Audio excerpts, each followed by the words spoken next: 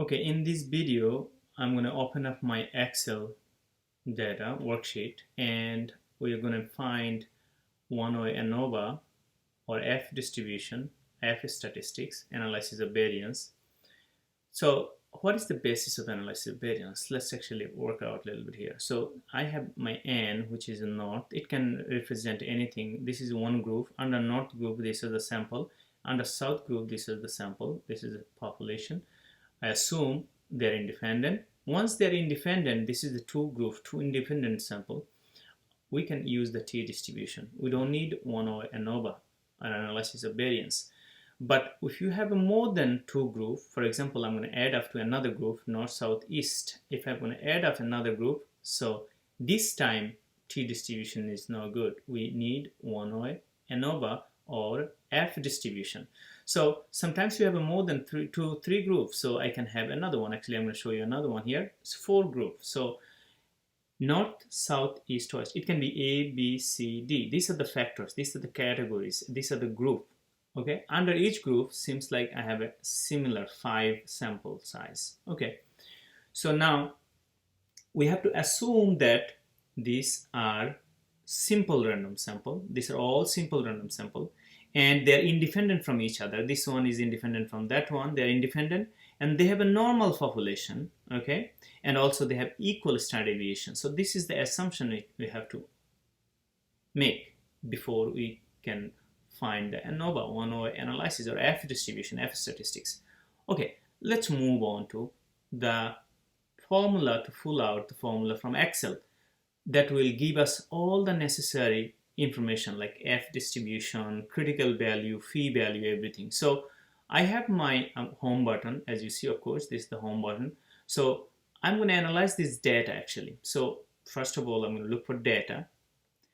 And once I look for data, I have to analyze this data. So I'm looking for data analysis. So if I look all over, I don't see data analysis. I see analysis tools.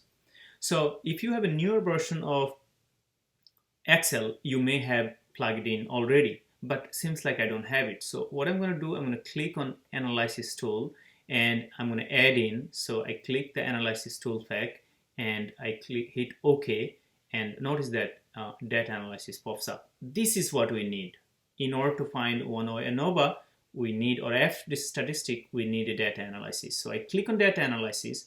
Once I click on data analysis, I can look for ANOVA, one or ANOVA, ANOVA. That's the first one here, as you see. So now this is one or ANOVA, so I'm going to click on single factor.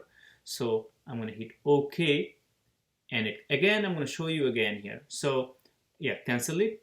So I'm going to undo it. I want to make sure that we all understand how to pull out and plug it in. So I don't have the data analysis. I need data analysis. I click on tools and I'm going to check mark and OK, and data analysis. Click here again.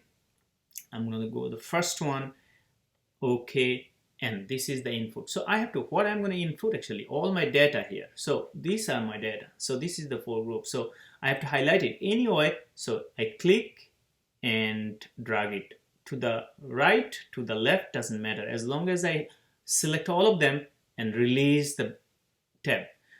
Notice that it's already recorded. That's really beautiful. All of them recorded.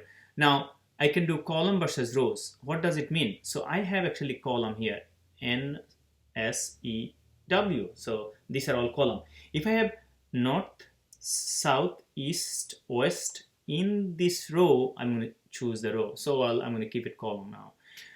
Next one is alpha level. This is also very important. So alpha, usually we use 3 common alpha level. One is 1%, 2%, and 5%, or 99%, 95%, and of course 98% significant confidence level. So if it is 95% confidence level, the significant level is 5%, which is the alpha. That's the alpha level. Okay. How confident you are? Are you confident 95% that your data is going to fall in? So that is what is alpha coming up.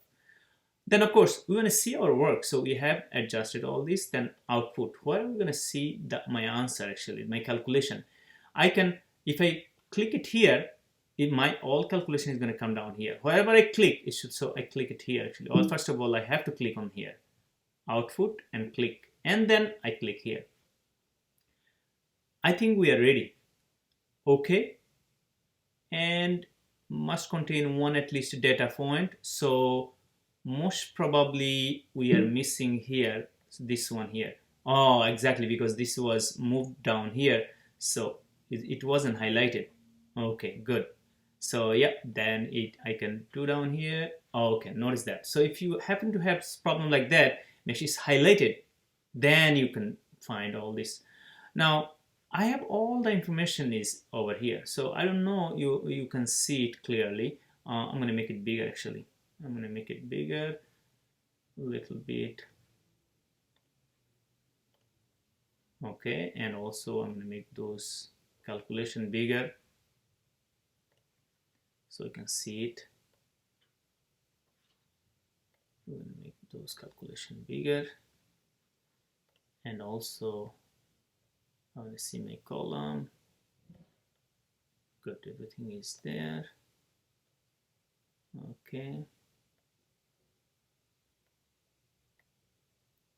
that's lovely. This one, and p-value should be visible, and critical value should be visible. Okay, so this is the important piece of information we need.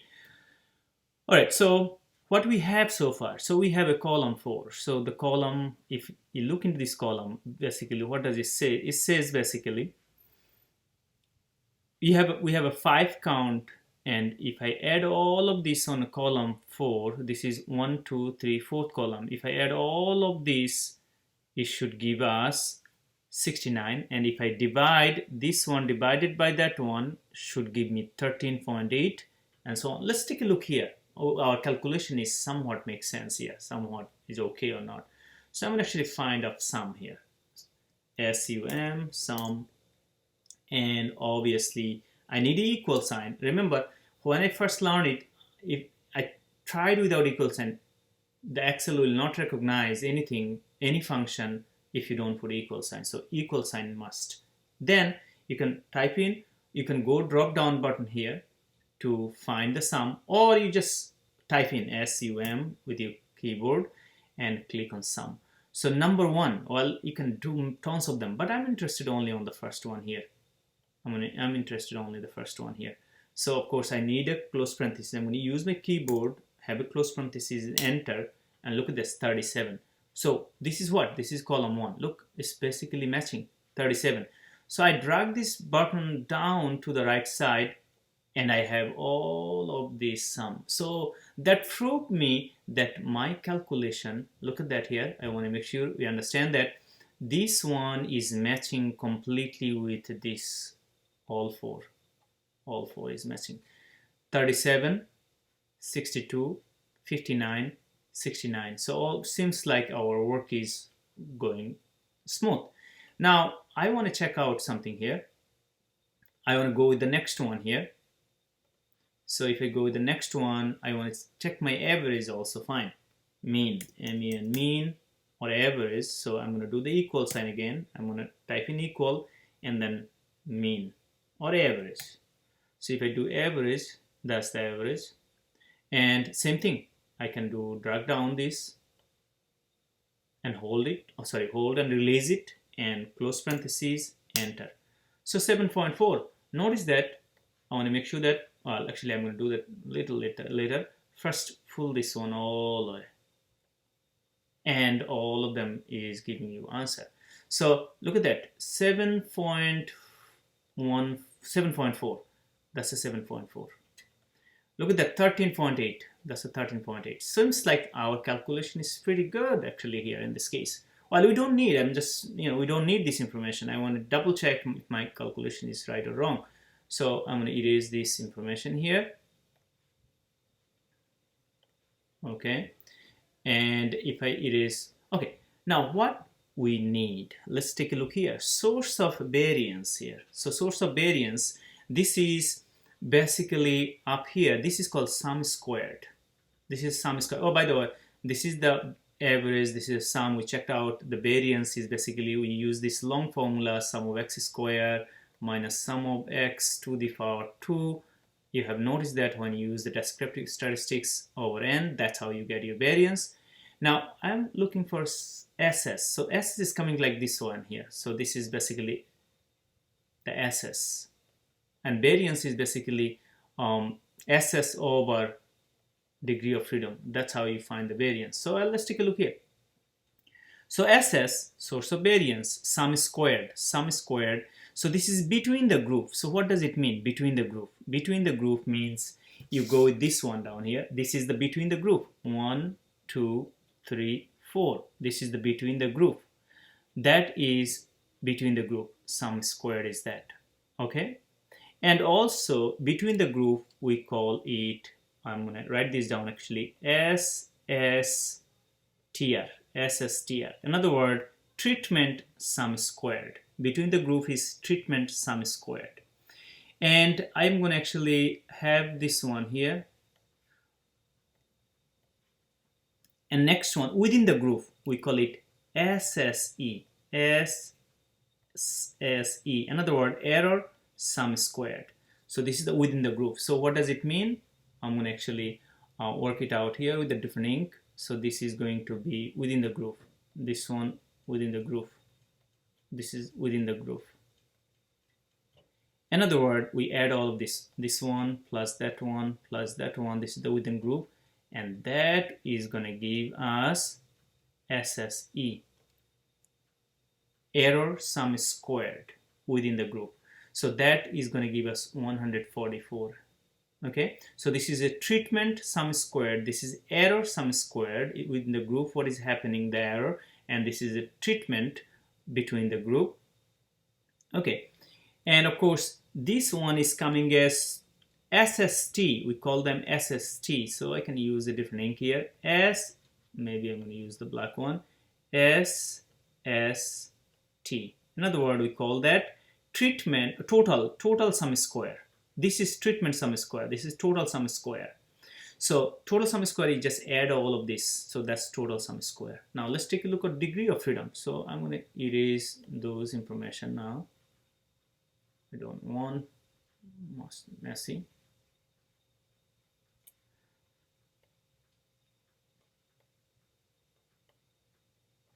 Okay, so I have a degree of freedom. So how do I find the degree of freedom for between the group? So between the group, this is one group, two group, three group, four group. So this is going to be my k minus 1. So I can use this, is going to be my degree of freedom is going to be k minus 1. In other words, number of categories minus 1. So I have 4 categories minus 1, which is 3. So that is going to give you 4 minus 1, which is 3. That is with between the group. Now if I look into within the group, I can actually come up, if I have a same sample, basically same sample size and number of, column and rows basically with the same sample, I can just come up with the traditional one here. So degree of freedom, I can come up with this one here, k times n minus 1. So what is the k? K is in this case 4. 1, 2, 3, 4. So that's a 4. Open parentheses. N. N is in this case is sample size is 5. 1, 2, 3, 4, 5. In other words, look at this 5. 5 for the sample size. 5 minus 1.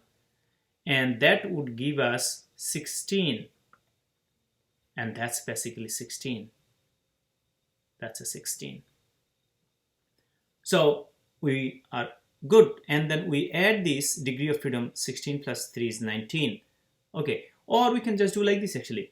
1, 2, 3, 4. 4 times 5 is 20. And 20, because there is a 4 sample, you subtract 4, it gives you basically 16. So that's another way also working out. Okay, so I'm going to erase this also, so I don't have much messy work here. You can always go back and check what I have done.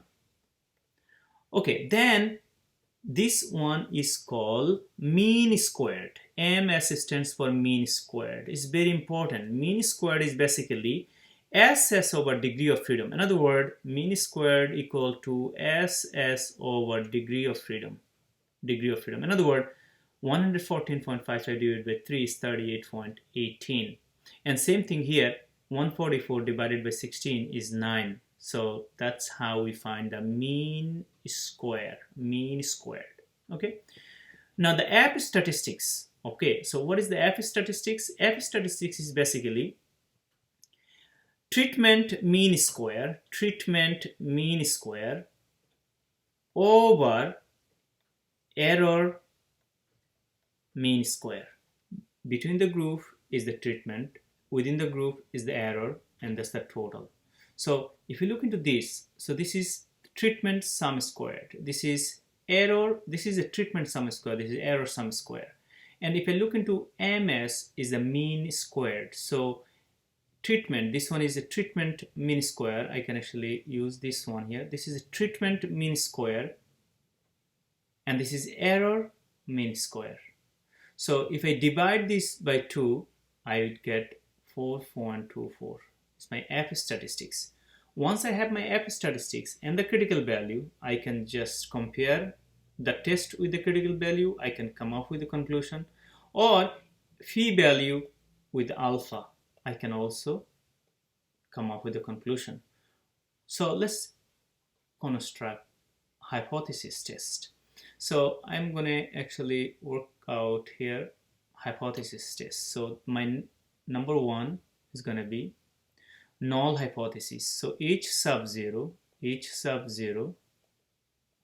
is the null symbol, is I'm going to assume that all my north, south, east, west population mean for all of them are equal. So I'm going to say population mean 1 equal to population mean 2 equal to population mean 3 equal to population mean 4. So I assume all the population mean are equal, or instead of 1 I can put down A, B, C, D, as long as, or I can have N, S, E. Bottom line is I assume all of them are equal. Then alternative, each sub A for alternative, I like A stands for alternative, or sometimes you can put 1, as long as it's not 0, it's fine, is not all. So this time not all the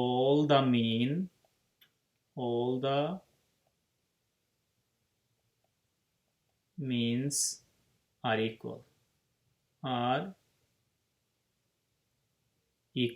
So I'm going to go down here a little bit. Okay, so this is my null and alternative hypothesis. Now next one I'm going to go with the test statistics. So in this case my F, here you go, I have my F statistics. So my F statistics is just right here, which is 4.24.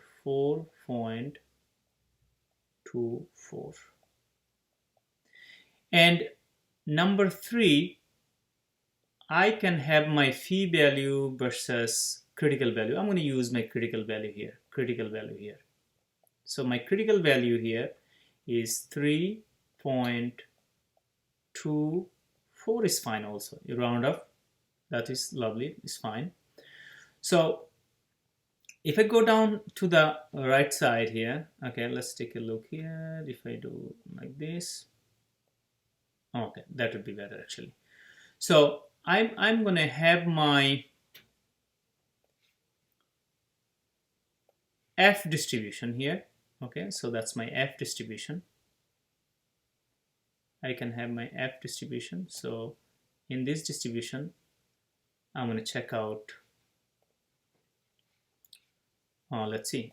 Okay, so this is going to be 1, and I can even do this. Okay, that would be nice enough, as long as you understand a little bit what's going on here.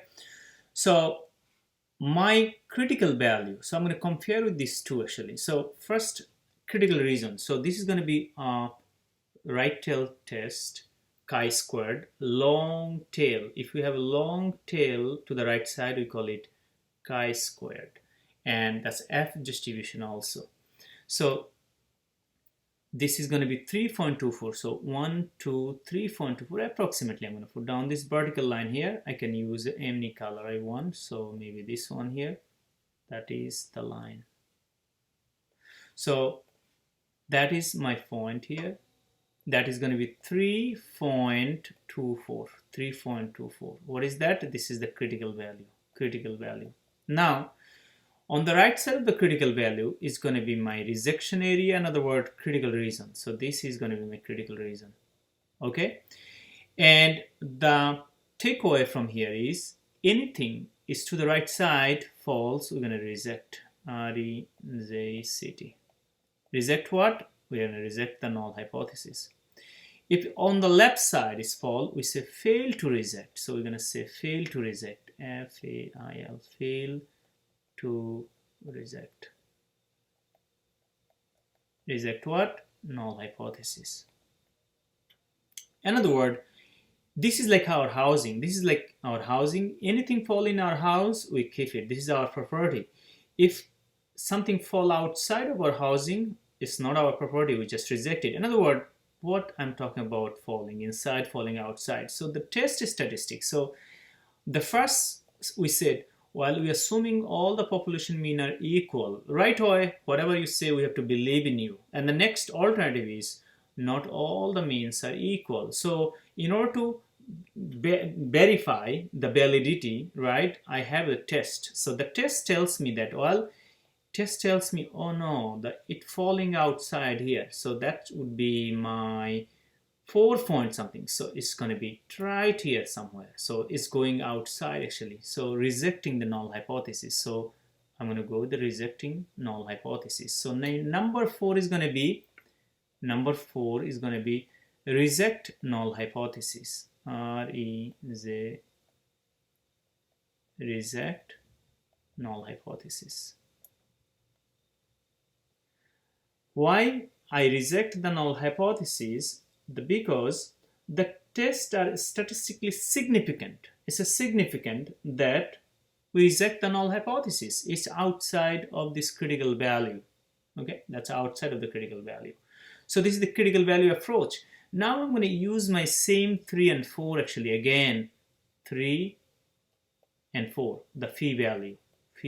So my phi value is going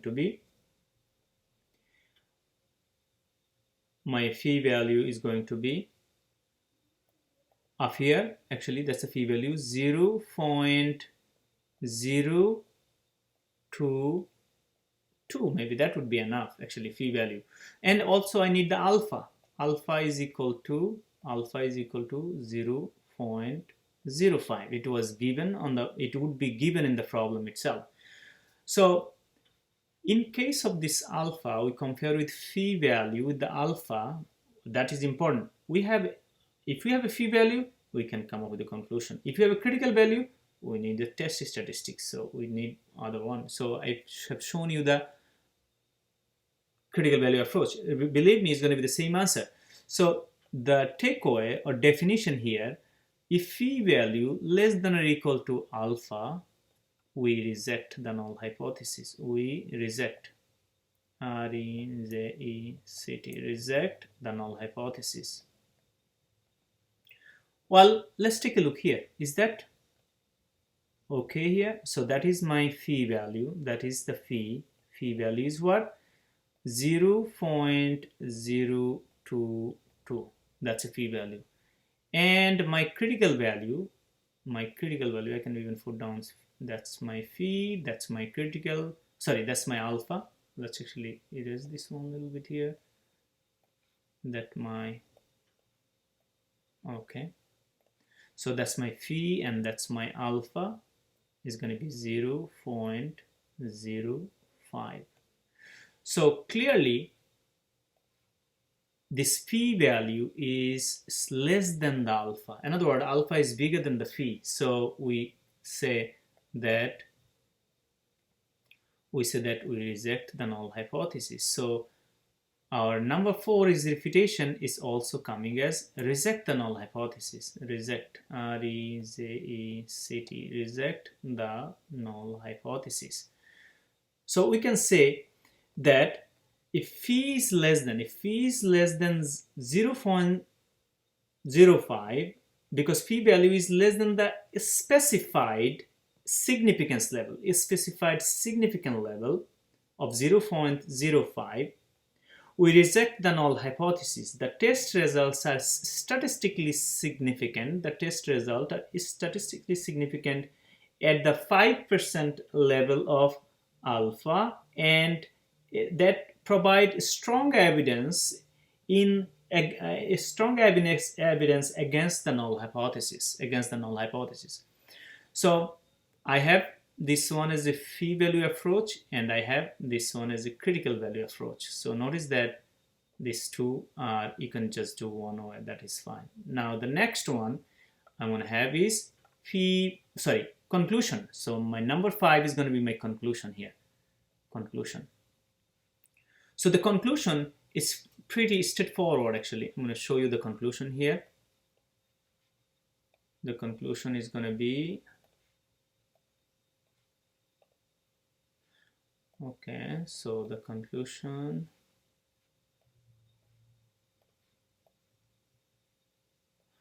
okay, so I can just do that, sorry about that. Okay, so that would be my conclusion here, and I want to make sure we do something nice here. Okay, that's lovely. Okay, so what I need here, the conclusion, I said at 5%, the alpha, if it is 1%, we say 1. If it is 0.01, we say 1. Because this is 0.05, we said 5% significant level. The data provides sufficient evidence to conclude that a difference exists. Look at that. Difference exists between the mean.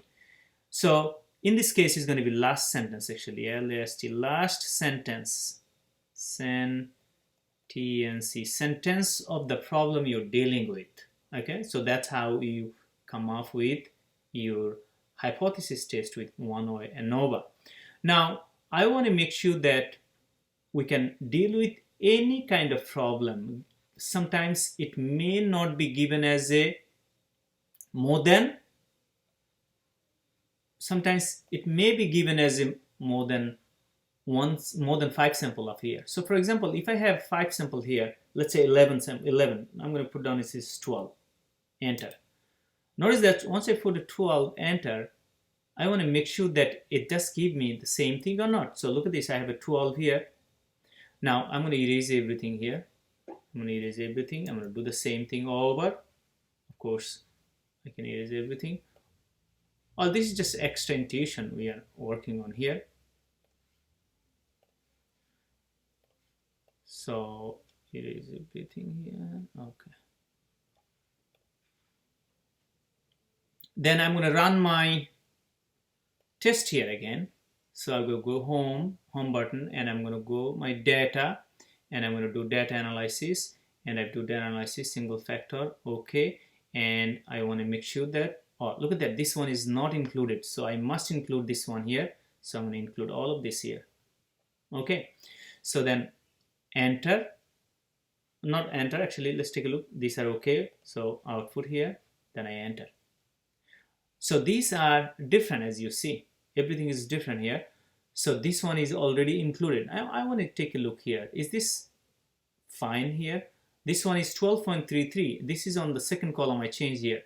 So it's 12.33. Is it 12.33? Yeah.